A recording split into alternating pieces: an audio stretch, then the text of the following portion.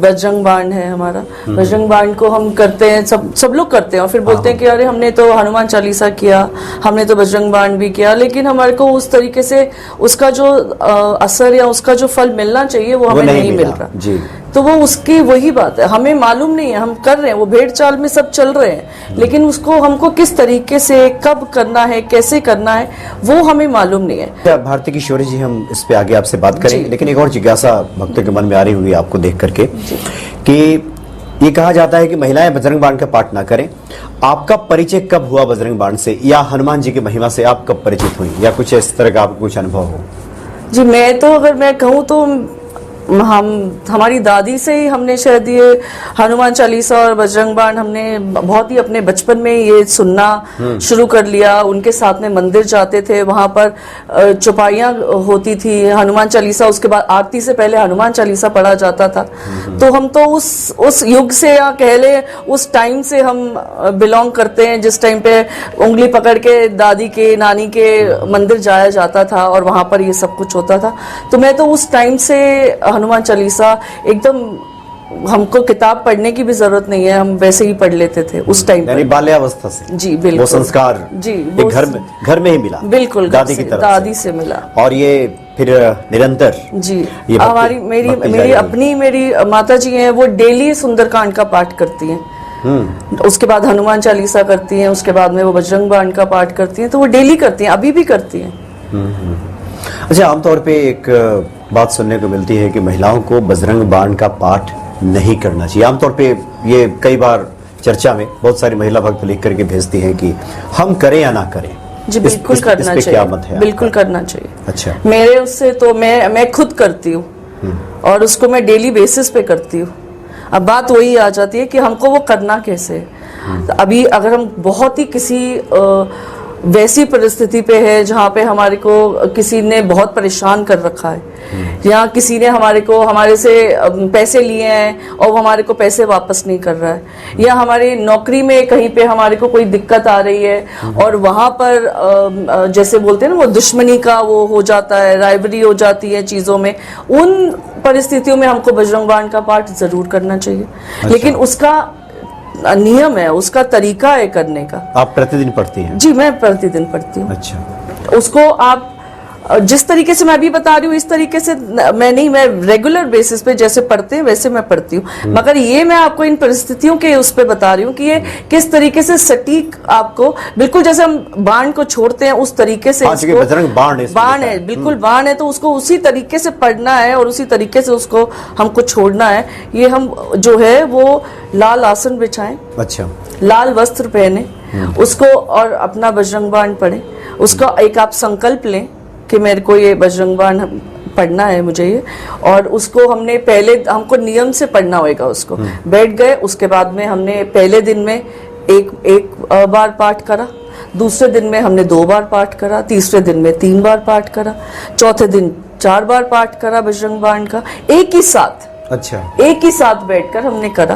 5वें दिन हमने फिर 5 बार पाठ करा, 6ठे दिन हमने 6 बार करा, 7वें दिन हम 7 बार पाठ करेंगे, 8वें दिन 8 बार करेंगे, 9वें दिन 9 बार करेंगे, 10वें दिन हम 10 बार करेंगे और 11वें दिन हम 11 बार करेंगे, और फिर 12वें दिन में जाएंगे, फिर हम दोबारा फिर हम ऐसे ही जाएंगे। हमने कर लिया 11 बार, फिर हम आगे 10, फिर 9, फिर 8, ऐसे हम 1 तक लेकर आएंगे उसको, यानी घटते हुए क्रम में। पूरा हमने बाण को पकड़ा, फिर हमने बाण को छोड़ा, और वो सटीक लगेगा, और ना लगे तो आप मेरे से बताएं। अच्छा जी बिल्कुल, बहुत अच्छी बात है। यानी कुल मिलाकर मुझे लगता है कि बाण को आप पकड़िए ना, कसिए बाण को, और आप अपनी जो भी आपकी दिक्कत परेशानी है वो बाबा के आगे आप अर्जी लगाइए उसकी, और आपकी अर्जी पूरी ना हो तो आप मेरे से बात कराइए उनकी। यानी 21 दिन का तब संकल्प लेना होगा जी, क्योंकि 11 दिन तो आप बढ़ते हुए क्रम में और फिर घटते हुए क्रम में। तो इसके लिए कोई शुभ दिन चुना जाए, अगर कोई मान लीजिए किसी के जीवन में संकट है, अभी आपसे बातें हो रही थी, आप बता भी रही थी कि कोई रास्ता ना मिलता हो जी, विपरीत परिस्थिति आ गई हो जी, तो फिर उसमें करने की आवश्यकता होती है। तब तो उसी दिन से शुरू कर दे।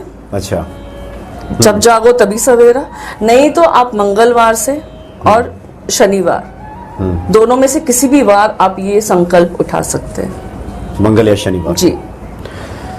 तो उसके लिए तैयारी के लिए आपने कहा लाल आसन बिछा लें जी, लाल वस्त्र धारण कर लें जी, और उसके बाद कुछ फूल मिष्टान वगैरह भी बिल्कुल बिल्कुल, अर्पित वो कर आपकी दें। इच्छा है, वो आपकी इच्छा है। जिस दिन आपका ये आप जो आप लें, आपका संकल्प जिस दिन पूरा हो, उस दिन आप प्रसाद चढ़ाएं बूंदी का जाके। या आपका जब ये जो भी आपके ऊपर संकट मंडरा रहा है, वो जैसे ही खत्म हो, आप वो करें ना उस टाइम पर कि हाँ ये मैं संकल्प लेती हूँ या लेता हूँ। उसके बाद में जैसे ही मेरी ये जो भी प्रॉब्लम है, जो दिक्कत परेशानी है, वो मेरी ये खत्म हो जाएगी, तो मैं प्रसाद चढ़ा दूंगी या चढ़ा दूंगी। भोग अर्पित, जी, भोग अर्पित कर दो। ऐसा कुछ नहीं, कोई बहुत बड़ा कुछ ऐसा नहीं करना। भगवान सिर्फ भाव के भूखे हैं। भगवान को कुछ ऐसा कुछ चाहिए नहीं कि हजारों का लाखों का आपको कुछ करना है या कुछ ऐसे नहीं। ऐसे कोई भगवान ऐसे नहीं बोलते या कहते कि मेरे को ये बदले में दो। कोई ऐसा काम नहीं करना है। अपनी श्रद्धा अनुसार अपने दिल से दीपक जलाएं, चमेली के तेल का दीपक जलाएं, अपना आराम से आसन बिछाएं, बैठें और अपना जो भी मन में दिक्कत परेशानी है वो आप अर्जी लगाएं, उसको सामने रखें। तो 21वें दिन इस तरह से घटते हुए क्रम में आप 1 की संख्या पे आ जाएंगे जी। उसके बाद जो उद्यापन लोग करते हैं यानी समापन के दिन, उसके लिए कुछ विशेष नियम होगा या फिर मंदिर जाकर के? नहीं, वही मंदिर जाए, सामाजिक तौर के मंदिर में जाके और वहां पर जाकर वो कर सकते हैं आराम से।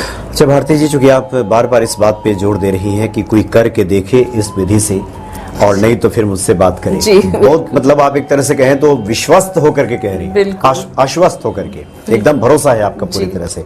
क्या कुछ इस तरह के अनुभव रहा है क्या आपका, या फिर आपके जो जानने वाले लोग हों, कोई भक्त? जी बिल्कुल रहा है, बिल्कुल रहा है। अच्छा, बिल्कुल रहा है। अगर एक तो ऐसे हैं कि उनके एक मैं कर लेती हूँ जी जी कि उनके प्रॉपर्टी में कोई किसी ने कब्जा करा हुआ था। उन्होंने सब करा, पूजा पाठ करी, सब कुछ करा, वो करके वो हाँ हम आज निकल जाएंगे, हम कल निकल जाएंगे, हम आज निकल जाएंगे, कल निकल जाएंगे, ऐसे वो लोग कर रहे थे। और कोई बाहर के लोग नहीं थे, उनके अपने ही रिश्तेदार थे और दूर के रिश्तेदार थे। कोई उनका लेना देना नहीं था। जैसे कोई चला जाता है परदेश तो पीछे से बिठा जाता है, करता है। तो उनको बताया ये आप ऐसे करिए। उन्होंने 2 बार ऐसे किया और उसके बाद वहीं से उनका कॉल आया और उन्होंने मुझे बताया कि भारती जी ऐसा ऐसा हो गया है, और वो लोग ऐसे चले गए। और उन्होंने प्रॉपर हनुमान जी पे चोला चढ़ाया, मिठाई बांटी, उन्होंने सब कुछ किया। तो एक तो मैं आपको बता, अच्छा मतलब ये रास्ता जी बिल्कुल, लेकिन वही है आपकी कितना आपको लगा है और वो सच्चाई का वो होना चाहिए। ये नहीं कि आप किसी को भी जी पड़ोसी ने मेरे साथ ऐसे कर दिया, इसका भी ऐसा हो जाए, जी हनुमान जी ऐसे कर दो, ऐसे नहीं होएगा। ये चीज नहीं हो सकती। सच्चाई के साथ में कोई किसी से ऐसे नहीं कि हम मेरे को किसी से रिवेंज लेना है, किसी क्वेश्चन नहीं। तो आपको अपनी सुरक्षा के लिए सच्चाई ईमानदारी का जो है उसमें ये आपको हेल्प करता है, यानी आजमाने के लिए नहीं और छोटी छोटी बातों में जी जी बिल्कुल। जब विपरीत परिस्थिति आ जाए, बहुत ही मुश्किल स्थिति आ जाए, तो फिर बजरंग बाण का आप सहारा लीजिए और जिस विधि से आप कह रहे हैं उस विधि से पाठ कीजिए। निश्चित तौर पे हनुमान जी की कृपा बिल्कुल बिल्कुल ये प्राप्त होगी, बिल्कुल होगी। नहीं, बहुत अच्छी बात है। और आप तो इतने आश्वस्त होकर कह रही है तो निश्चित तौर पे हनुमान जी कृपा करेंगे। एक और जिज्ञासा, चूंकि आप तो भक्तों से मिलती ही रहती हैं, बातचीत होती रहती है आपकी, बहुत सारे ऐसे लोग हैं जो कुछ उपायों को करते हैं, पूजा पाठ करते हैं और तब कहते हैं कि न जाने जीवन में कुछ बदल नहीं रहा। कहाँ चूक हो जाती होगी उनसे? जी देखिए, मैं इस बात को बहुत अंदर से मानती हूँ और बोलती भी हूँ, बताती भी हूँ लोगों को कि देखिए हम कर रहे हैं जाके लाखों करोड़ों के उपाय, आधी रात को सुबह सुबह उठ के सब कुछ कर रहे हैं, लेकिन हमारे कर्म खराब हैं। घर में माँ बैठी है, उसको हम पूछ नहीं रहे। घर में बुजुर्ग पिताजी बैठे हैं, हम उनको पूछ नहीं रहे। अपने बहनों को, अपने भाइयों को हम पूछ नहीं रहे, लेकिन हम घंटियां बजा रहे हैं, हम सारे काम कर रहे हैं। हम आपके पास आए, आपके पास आए, आपके पास आए, सबके आपने ये बता दिया, ये करो, ये करो, ये नहीं लगेगा। आपको कर्म और आपको अंदर आपकी वाणी में, ये हम दिन भर हम गाली गलौज कर रहे हैं, अपने से नीचे वालों को हम और नीचा गिरा रहे हैं, इससे कोई उपाय कभी भी काम नहीं करेगा, कभी भी हेल्प नहीं कर सकता है ऐसा कोई भी उपाय। आपके अंदर साफ होना चाहिए। आप जो कर रहे हो, आपके वो कर्म बहुत अच्छे होने चाहिए। सिर्फ आपको कुछ पाने के लिए आप, लेकिन अपने घर परिवार को आप नहीं देख रहे हो। आप अपने माँ बाप को नहीं पूछ रहे हो, लेकिन आप वैसे आप घंटियां बजा रहे हो, वो घंटियां परमात्मा भी नहीं सुनता। यानी आचरणों को ठीक करना होगा, बिल्कुल, कर्म पे ध्यान देना होगा, बिल्कुल। कर्म प्रधान होना चाहिए। उसके बाद में आप एक घंटी बजाओगे ना, अगर चीनी का भी भोग लगा दोगे ना, तो वो भी आपका पता नहीं, वो ऐसे लगेगा क्रिस्टल्स है वो। हनुमान जी बिल्कुल प्रसन्न हो जाए, क्योंकि हनुमान जी साधु संत के तुम रखवारे, असुर निकंदन राम दुलारे। क्योंकि साधु संतों के रखवाले हैं जी। अगर कोई व्यक्ति साधु प्रवृत्ति का हो, अच्छे आचरण वाला हो, तो हनुमान जी तो उसकी तो वैसे ही रक्षा करते हैं जी। बस यही तो मैसेज ये है कि आप ये बताना चाह रहे हैं कि जिन लोगों के जीवन में भी परेशानियां हैं, पूजा पाठ के बाद भी उनका जीवन सुधर नहीं रहा है, तो उन्हें अपने कर्मों पे ध्यान देने की आवश्यकता है। लेकिन एक और इससे जुड़ी, चूंकि आप बहुत अच्छी बातें बता रही हैं तो जिज्ञासाएं और भी बढ़ रही है। एक और बात आ जाती है कि अभी के तो हमारे कर्म ठीक हैं जी। कुछ लोग कहते हैं कि हमें तो याद ही नहीं कि किसी का हमने दिल दुखाया हो, मैंने तो कभी किसी को चोट ही नहीं पहुंचाया। और लगता है कि जो साधु संत कहते हैं कि प्रारब्ध है, पुरानी बातें हैं, उससे परेशानी हो रही है, तो ऐसे लोगों का क्या होगा? वो भी कर्म सही करे। अच्छा, वो भी कर्म सही करे, अपनी वाणी को सही से यूज करे, बात बात पर गाली ना दें, बात बात पर किसी का निंदा ना करें, किसी की चुगली ना करें, ना सुने, तो उनके भी चीजें धीरे धीरे कर्म उनके भी सही होने लग जाएंगे। मतलब धीरज रखें, बिल्कुल धैर्य रखें जी, बिल्कुल। और वर्तमान के कार्य को सुधार करके रखें। अच्छा, एक और लोग मानव जन्म मिला ही इसलिए, इस कड़ी में कुछ लोग और उदाहरण देने लगते हैं ना कि ये देखिए फला व्यक्ति है, किसी और का उदाहरण दे दिया कि वो तो ऐसा करता है, वो तो ऐसा वैसा काम करता है, जो बिल्कुल एकदम शास्त्र विरुद्ध है, धर्म विरुद्ध है, फिर भी वो फल फूल रहा है। तो फिर ऐसे लोगों को क्या कहा जाएगा? वही अभी आपने जो बोला, पिछले जन्मों के कर्म वो लेकर आया, इसलिए वो अभी भुगत रहा है। जैसे ही वो खत्म होंगे तो आगे के भी उसने खूब इकट्ठे कर लिए, तो एकदम वोल्केनो के जैसे सब फूटेगा, वो सब सामने आ जाएगा। ये सिर्फ वो टाइम है, वो टाइम है, वो जो पिछले में जो अच्छा करके आए हैं, तो वो अभी थोड़ा निकल रहा है वो, लेकिन वो जब एक बार होगा ना, तो वो ऐसा ही निकलेगा कि अगला पिछला सब हिसाब बराबर हो जाएगा।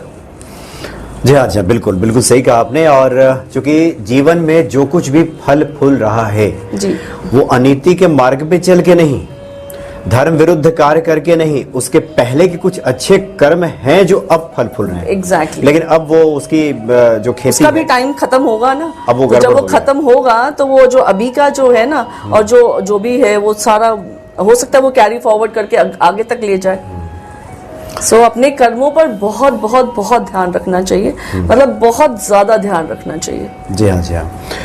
तो बहुत आनंद आया आपसे बातचीत करके, और बजरंग बाण को लेकर के आपने बहुत ही आश्वस्ति के भाव से कहा है कि जो लोग भी हनुमान चालीसा, बजरंग बाण का पाठ करेंगे, हनुमान जी की शरण में रहेंगे, अपने कर्मों को ठीक रखेंगे, उनके जीवन में सभी सफलताएं, सभी सुख, मंगल ही मंगल होगा। आगे हम कुछ अन्य विषयों पे भी आपसे बातचीत करेंगे। बहुत बहुत धन्यवाद आपका। धन्यवाद। जय सिया राम। जय सिया।